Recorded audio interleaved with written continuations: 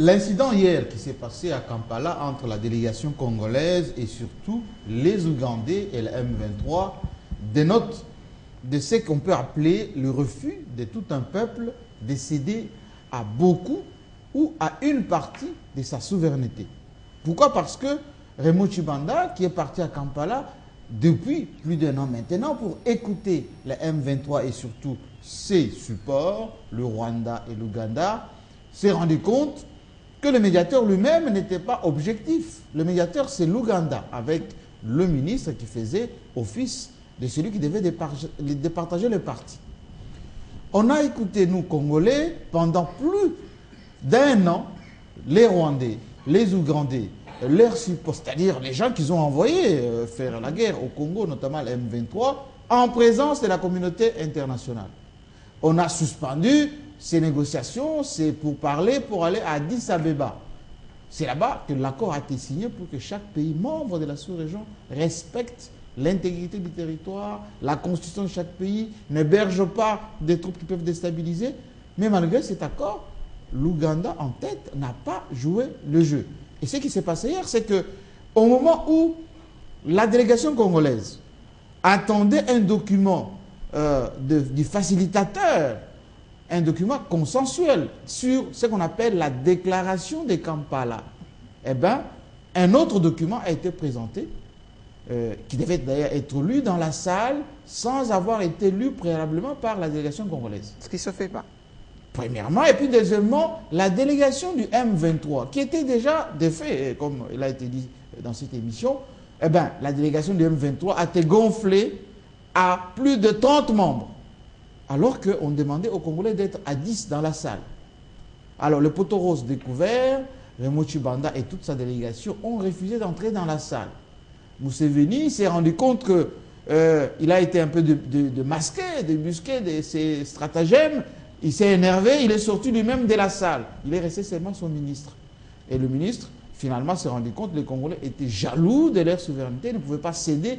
Et surtout, aller autour d'une table avec un groupe qui était déjà défait, vaincu, sur le plan militaire et même sur l'existence même du M23. Sur le plan diplomatique, la semaine dernière, l'ambassadeur du Rwanda aux Nations Unies a craqué, il a quitté la salle, un peu dans les mêmes conditions.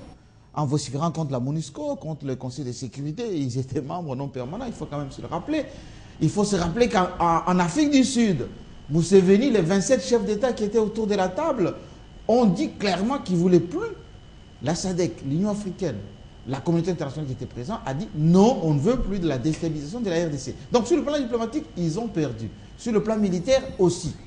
Parce que les munitions qu'on a trouvées à l'Est, ce sont des munitions qui viennent de l'Ouganda, des chars qui viennent du Rwanda, les tenues qui viennent de là-bas. Donc les preuves sont là. Et d'ailleurs, il a été organisé un voyage de tous les attachés militaires de la communauté internationale à Kinshasa, dans la colline de Bouzi, là où il s'est passé la dernière bataille avec les M23. Qu'est-ce qu'on a constaté? Que des munitions provenant de l'Ouganda et du Rwanda. Donc, aujourd'hui, sur le plan militaire, ils sont affaiblis parce que les États-Unis ont coupé d'abord leur soutien militaire. La Grande-Bretagne a coupé aussi auprès de l'Ouganda beaucoup de soutien. Donc, maintenant, ils jouent un peu au cache-cache avec la RDC pour voir à partir d'où est-ce qu'on peut encore déstabiliser le pays. Mais la RDC, c'est déjà requinqué maintenant, plus vigilant, plus organisé qu'avant.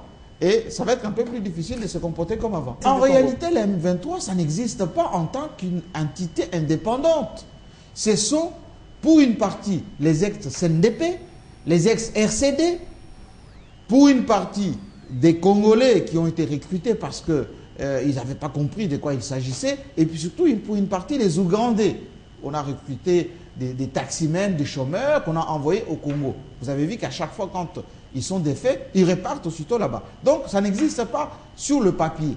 Il y a tout simplement l'Ouganda et le Rwanda qui jouent un peu de la déstabilisation avec le multinational qui les soutient. Maintenant que la communauté internationale a déjà changé d'option, ça va être beaucoup plus difficile que le Rwanda et l'Ouganda puissent instrumentaliser comme ils le faisaient avant, d'une manière un peu fourbe, de sorte que le Congolais puisse jouer le jeu un peu de la domination. Il aurait fallu d'abord que l'armée congolaise s'organise, que les Congolais, la classe politique, prennent conscience de tout cela. Donc maintenant, il faut seulement l'application de l'accord cadre d'Addis Abeba, qui dit quoi? Chaque pays doit rester chez lui. Il faut qu'il y ait de la coopération sous-régionale au niveau de la CIRGL pour que la gestion des réfugiés, les démobilisés, suivent un chemin normal.